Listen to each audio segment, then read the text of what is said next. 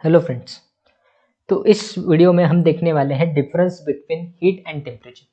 Heat और temperature physics के दो बहुत इंपॉर्टेंट टॉपिक्स हैं और इनका डिफरेंस समझने से ही आपको थर्मोडायनामिक्स और हीट ट्रांसफर समझने में आसानी होगी। तो ये डिफरेंस हम शुरुआत करेंगे पहले डेफिनेशन से, फिर जानेंगे एग्जैक्ट डिफरेंस और हम बात करेंगे यहाँ पर मॉलिक्यूलर लेवल की, माइक्रोस्कोपिक लेवल की। हम यहाँ पर बड़े बड़े चीज़ों के लिए बात नहीं है, ये मॉलिक्यूलर लेवल पे बेसिक डिफरेंस क्या है हीट और टेम्परेचर का, ये जानेंगे इस वीडियो में। तो शुरुआत करते हैं पहले हीट से। तो बेसिकली हीट को एक एनर्जी माना जाता है फिजिक्स में। एनर्जी मतलब ऐसे कोई भी चीज़ जिससे कोई ऑब्जेक्ट वर्क कर सके।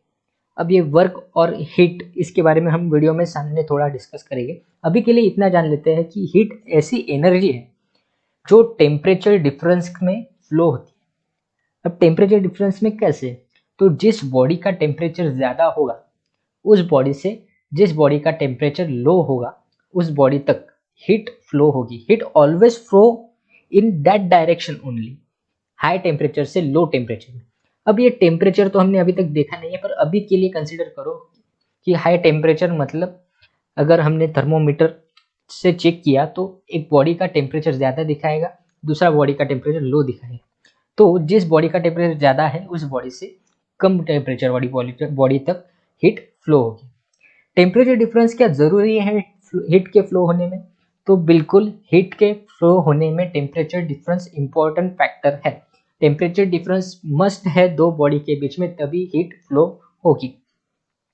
अब ये जो लाइन यहाँ पर है कि until the temperature of both bodies become same, इसे थोड़ा जानते हैं। मान लेते हैं हमारे पास कोई दो बॉडी है, ये हॉट बॉडी, यहाँ पे थोड़ा कलर, हाँ, तो ये हमारी हॉट बॉडी और ये हमारी कोल्ड बॉडी। अभी के लिए मान लेते हैं कि इस बॉडी का टेम्परेचर, ये जो थर्मामीटर आप देख रहे हैं ये रीडिंग शो कर रहा है 100 डिग्री सेल्सियस का इनिशियली, मतलब पहले हीट फ्लो होने के पहले इसका टेम्परेचर था 100 डिग्री सेल्सियस और इस बॉडी का टेम्परेचर था इनिशियली 20 डिग्री सेल्सियस।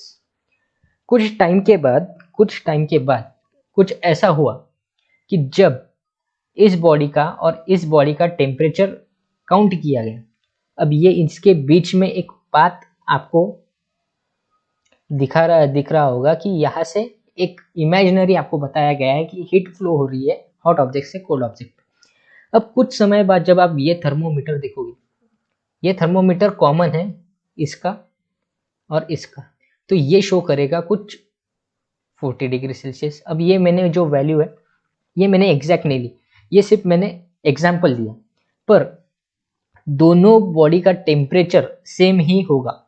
यानी इस बॉडी का टेम्परेचर भी 40 डिग्री और इस बॉडी का टेम्परेचर ही 40 डिग्री, तभी आप कह सकते हो कि दोनों बॉडी के बीच में हीट का फ्लो बंद हो चुका है। तो ये बेसिक था हीट के बारे में। अब टेम्परेचर, अब जो बात कर रहा था मैं कि वर्क और हीट, ये दोनों इंटरकनेक्टेड कंसेप्ट है। हीट और वर्क डन दोनों एक दूसरे से जुड़े हुए। कैसे? अब इसके लिए मुझे कोई प्रेजेंटेशन की जरूरत नहीं, आपको इमेजिनेशन करना पड़ेगा। आप किसी हिल के स्लोप से, ये हिल के स्लोप से आप नीचे जा रहे हो, बाइसिकल से जा रहे हो, आप स्पीड से नीचे नीचे जा रहे हैं और अचानक आपके सामने एक ट्रक आता है। अब आपको ब्रेक मारना है, आपने बहुत तेज झटके से ब्रेक मारा, जैसे ही ब्रेक मारा आपकी साइकिल एक जगह पर रुक गई। अब आप देखोगे कि जहां से आपने ब्रेक मारना शुरू किया वहां से लेकर जहां तक आप स्टॉप हो गए, वहां पे एक ब्लैक कलर का स्कार दिखेगा आपको रोड पे। तो ये जो स्कार प्रेजेंट है वहां पे, ये बना फ्रिक्शन की वजह से।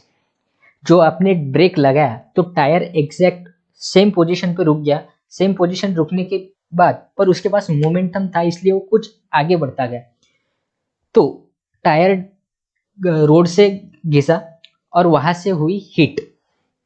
टायर को आप जब हाथ लगाओगे तो आपको पता चलेगा टायर गर्म हो चुका है।